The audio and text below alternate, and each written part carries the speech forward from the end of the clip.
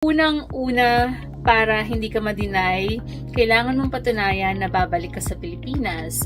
Pag meron ka ng katibayan na babalik ka, kailangan mo ring patunayan na meron kang legit na sadya sa Amerika. Pangatlo is kailangan mong patunayan na may magbabayad ng tour mo sa Amerika, either ikaw or ibang tao.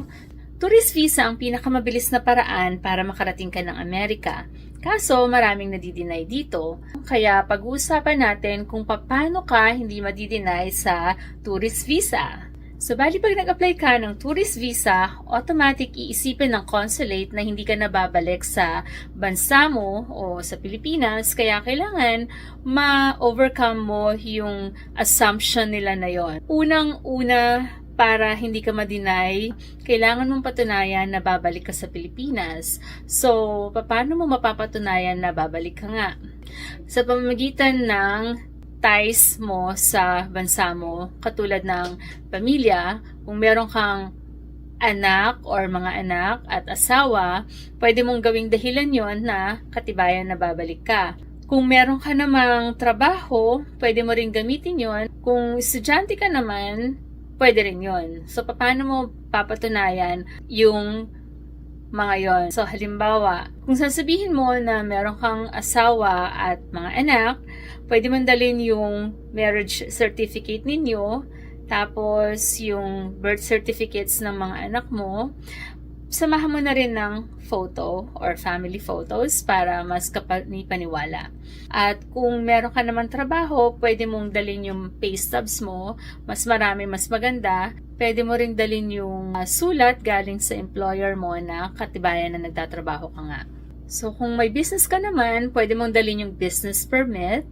At kung may naisip ka pang iba, pwede mong dalhin. Pero mainly business permit, katulad ng auntie ko, nung nagpa-interview kami, pinakita namin yung business permit niya dahil meron siyang kainan sa lugar namin noon. Tapos kung estudyante ka naman, yung registration tsaka yung ID mo, okay na rin yun. Pag meron ka ng katibayan na babalik ka, kailangan mo rin patunayan na meron kang legit na sadya sa Amerika, katulad ng magpapagamot ka, syempre katibayan na meron kang mga sakit, na meron kang sulat ng doktor na kailangan mong magpatingin sa mga espesyalista. So, siguro hindi pwede yung basta lagnat lang, diba? Tapos, kung pupunta ka naman bilang domestic employee ng US citizen o kaya ng magtutour, kailangan mong dalahin yung proof na nagtatrabaho ka nga sa kanila. Kung kasalukuyan ka na nilang empleyado, 6 na buwan lang yung kailangan mong experience na nagtatrabaho sa kanila. So, halimbawa, ngayon nag-apply ako ng tourist visa dahil gusto kong mag-tour sa Amerika. Kailangan yung dadalhin ko na empleyado ko or domestic employee ko ay at least 6 months nang nagtatrabaho sa akin. Pero kung hindi siya nagtatrabaho sa akin ngayon at hinar ko siya pagkatapos ko ng mag-apply ng tourist visa, kailangan at least 1 year na siyang nagtrabaho sa akin in the past. Para mapatunayan mo na meron kang legit na sadya dito sa Amerika, kailangan mong patunayan na meron kang titirahan, katulad ng kung hotel, kung titira ka sa hotel, or kahit address lang nung pupuntahan mo, okay na yon. Pangatlo is kailangan mong patunayan na may magbabayad ng tour mo sa Amerika, either ikaw or ibang tao. So, kung domestic employee ka, syempre yung employer mo yon, mas kapani-paniwala kung someone na taga-Amerika ang magbabayad. So, either parents mo, pinsan mo, kamag-anak mo. Actually, yung kaibigan ko pala, sinabi ko na ang magbabayad is yung kapatid ko. So, na-approve naman. So, okay din lang yung kaibigan mo or kaibigan ng kaibigan mo. Sabihin mo na rin lang na kaibigan mo. Halimbawa, yung kaibigan mo magbabayad, hihingin mo yung pay stub nila kung nagtatrabaho sila. Kung hindi naman, let's say may business, hihingin mo yung tax return, proof yun ng kinita nila for the last year. Yun namang mga empleyado, Siguro 3 months of pay stubs, usually yun ang pinapadala ko. Mas marami kang papel na dala, mas maganda. Pag sinabing tourist visa, bali may dalawang klase. Una yung B1, pangalawa yung B2, at pangatlo yung B1/B2 na tinatawag. So, yung B1 ay yung para sa mga domestic employees, o kaya airplane crew, o kaya yung mga pilot, at saka mga stewardess. Bali, tinatawag din itong business visa. So, parang anything related sa business, okay lang na kikita ka. Ngayon, yung B2 naman ay yung para sa mga pupunta dito para lang magbisita ng Amerika o kaya bibisitahin mo yung kamag-anak mo. Under din ng B2 yung mga gustong magpagamot.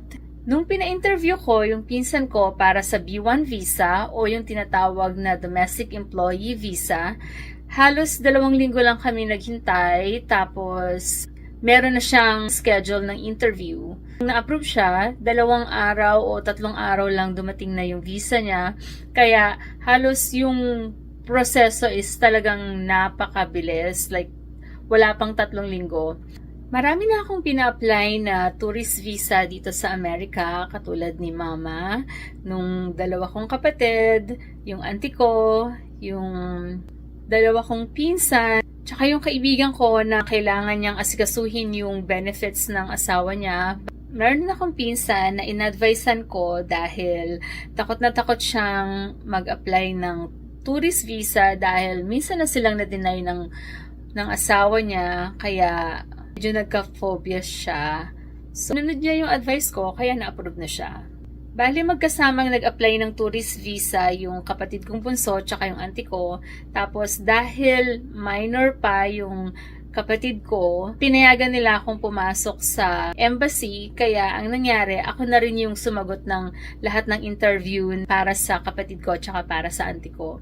Tapos, nung nagpa-interview rin ako para sa kapatid ko na may kapansanan, pinasama rin ako sa loob, kahit kasama yung nag-aalaga sa kanya. Sa interview, mas maganda kung ilalagay mo sa folder yung mga papeles mo para mas madali mong makita kung sakaling hanapin. So, wag mong papakita hanggat hindi hinahanap. Mas maganda rin kung ready ka na.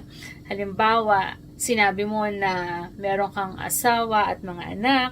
So, yung mga birth certificate nila, pwede mong ilagay sa ganitong klase ng folder. Ayan, na may protective sheet sa loob. Tapos, yung mga photos, pwede mong i-print galing sa Facebook. At mas maganda kasi nandun yung date.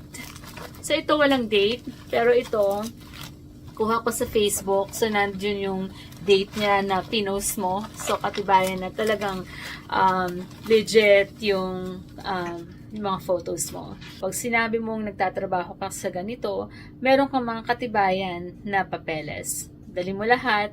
Mas maganda na yung over-prepare ka kaysa under-prepared.